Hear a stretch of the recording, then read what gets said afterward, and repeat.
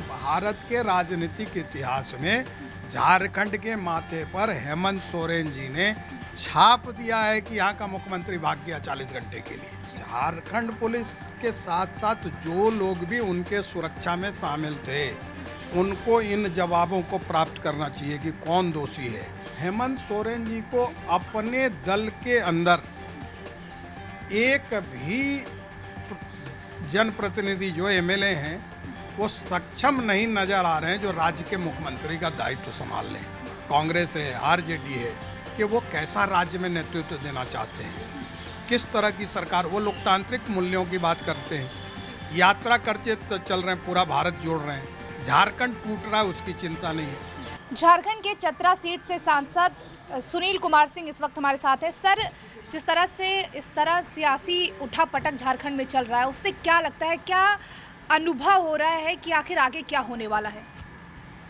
सबसे पहली बात कि यह दुर्भाग्यजनक है कि ये सियासी उठापटक झारखंड में जो सत्तारूढ़ गठबंधन है उसके चलते हो रहा है। उनके दुष्कर्मों का परिणाम आज झारखंड की जनता भुगत रही है। एक तो हमारा मुख्यमंत्री दिल्ली आता है और दिल्ली से रांची के बीच 40 घंटे गायब हो जाता है, तो ये अपने आप में एक बहुत बड़ा प्रश्न खड़ा करता है कि मुख्यमंत्री इस बीच थे कहाँ और वो दिल्ली से रांची पहुँचे कैसे। अगर कुछ हो जाता, कोई घटना घटित होती तो इसका जिम्मेवार कौन है?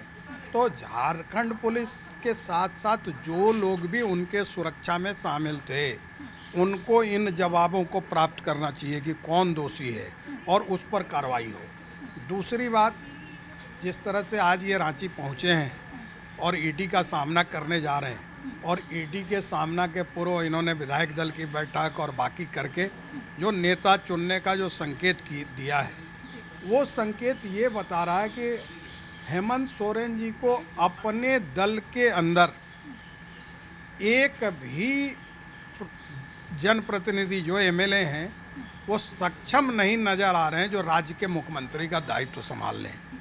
और तो और इनके परिवार से भी हेमंत जी के अतिरिक्त 2 सदस्य, इनकी भाभी और इनके भाई विधायक हैं, उनको भी छोड़ के सुनने में आ रहा है कि ये अपनी पत्नी को बना रहे हैं।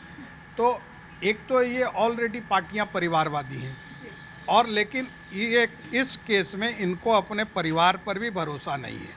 तो जो जनप्रतिनिधि नहीं है ऐसे कल्पना जी को ये बना रहे हैं।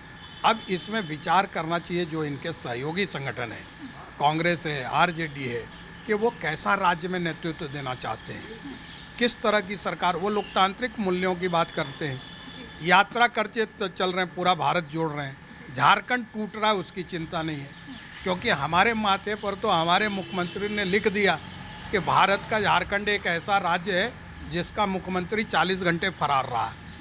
लेकिन आप लोग लगातार इस शब्द का भी प्रयोग कर रहे हैं कि झारखंड के मुख्यमंत्री हेमंत सोरेन भगोड़े हैं। नहीं, पूरे दुनिया ने देखा ना, पूरे देश ने देखा। मैं तो इसीलिए कह रहा हूँ ना कि 40 घंटे कहाँ रहे, कैसे गए, ये तो बताओ। तो कोई मुख्यमंत्री फरार हो जाए तो उसको फरार नहीं कहेंगे, भगोड़ा नहीं कहेंगे। ये कोई अच्छी स्थिति है? आज मैं कहीं जा रहा हूँ तो हमसे मित्र और बाकी लोग मजाक कर रहे हैं कि भाई साहब आपका मुख्यमंत्री 40 घंटे से फरार था। ये अच्छा लगता है?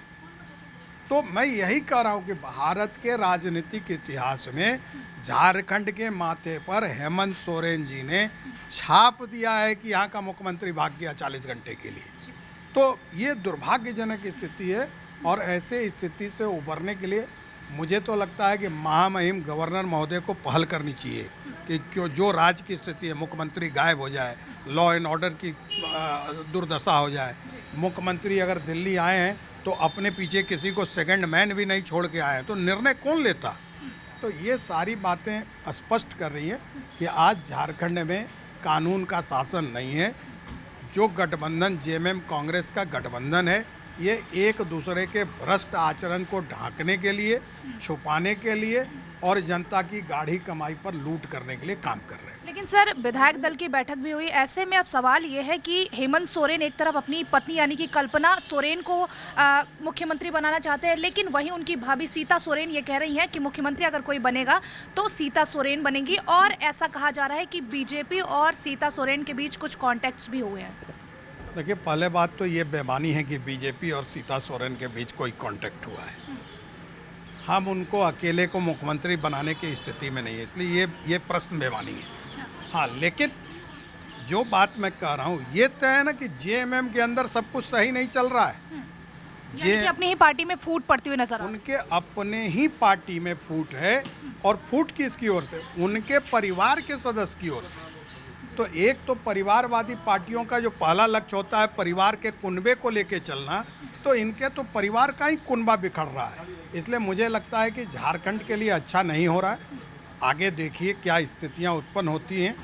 ईडी किस रूप में जाता है, उसके बाद उस पर कमेंट आज करना। ईडी का समन कर रहे हैं झारखंड के मुख्यमंत्री हेमंत सोरेन, लेकिन अगर किसी भी तरह से जवाब या सवाल होते हैं और वो गिरफ्तार होते हैं तो झारखंड में क्या राष्ट्रपति शासन लागू होगा? ये तो स्थितियां निर्मित होंगी, क्या होगा और ईडी क्या करने वाला है, हमको वेट एंड वॉच करना चाहिए।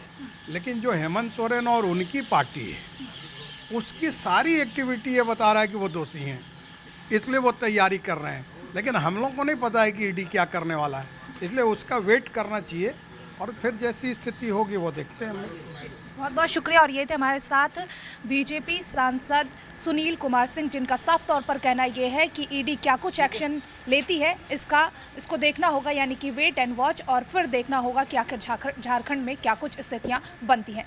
कैमरा पर्सन राम के साथ काजल सिंह, TV7 भारत।